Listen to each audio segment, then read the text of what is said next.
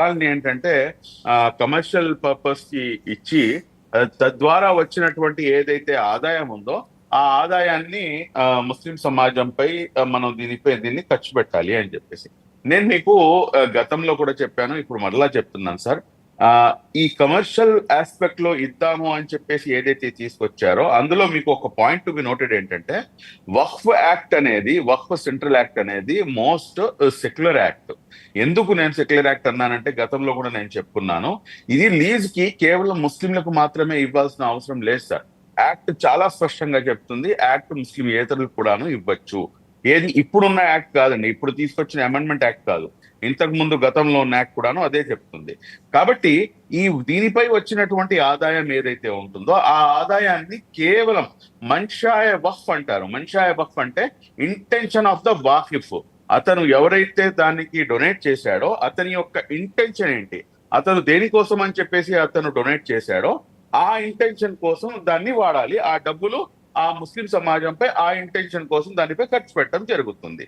ఇక్కడ చాలా స్పష్టంగా ఏంటంటే, ముస్లిం ఏతరులకు కూడాను ఆ ప్రాపర్టీస్ లీజ్ కి ఇవ్వచ్చు. కానీ ఇక్కడ గౌరవ ముఖ్యమంత్రి గారు చెప్పేది ఏంటంటే, ఇది మీరు ఎందుకు ఈ టైంలో తీసుకున్నారు నిర్ణయం అని చెప్పడానికి గల కారణం ఏంటంటే, ఇమ్మీడియట్ గా దానికి ఆపోజిట్ పత్రికలు ఏదైతే ఉన్నాయో, బ్లూ మీడియా కానివ్వండి, లేకపోతే ఇతర వైఎస్ జగన్మోహన్ రెడ్డి గారికి అనుకూలంగా ఉన్నటువంటి మీడియాలో ఇది ఏ రకంగా ట్రోల్ చేశారంటే, ఇదేదో అటువైపు పార్లమెంట్ లో బిల్ పాస్ అయిపోయింది, ఇమ్మీడియట్ గా ఇటువైపు ఏమో వక్ఫ్ ఆస్తులు మొత్తం కూడాను స్వాహా అయిపోతున్నాయి, అమ్మేయడానికి తీసేశారు.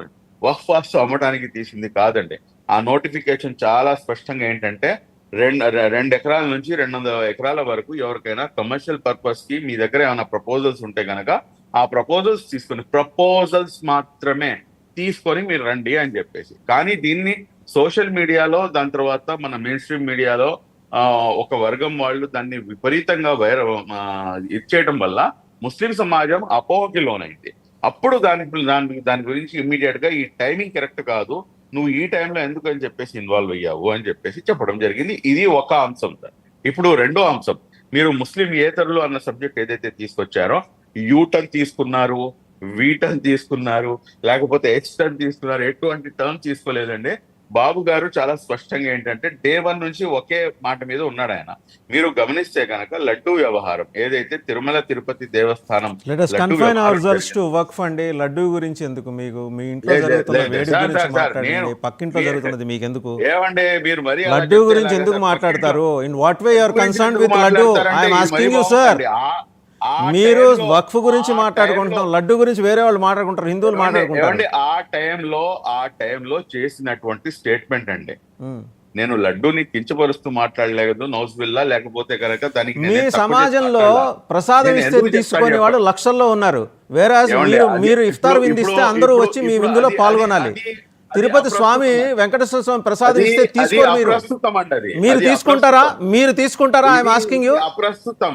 మీరు 100 సార్లు ఇస్తే 100 సార్లు తీసుకుని ఉన్నాను సార్ నేను. మీరు అది అప్రస్తుతం, మీరు అనవసరంగా మీరు లేవనెత్తారు కాబట్టి నేను మాట్లాడాను, లేకపోతే నేను మాట్లాడి ఉండేవాడిని కాదు.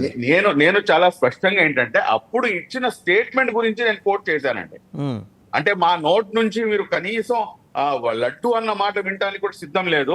కానీ లడ్డు తినడానికి ఇష్టపడిన వాళ్ళతో లడ్డు గురించి ఏం మాట్లాడతానండి? స్వామి ప్రసాదాన్ని తినడానికి ఇష్టపడిన వాళ్ళతో ఏం మాట్లాడమంటారు చెప్పండి సార్. మా వక్ఫ్ బోర్డ్ లో రావాల్సిన అవసరం ఏంటండి? మీరు కనీసం మా note. Waqf board is an administrative body. I been telling you, it's an administrative body being run by governments. State governments, government of India run చేస్తుంది. వేరాజ్ మీరు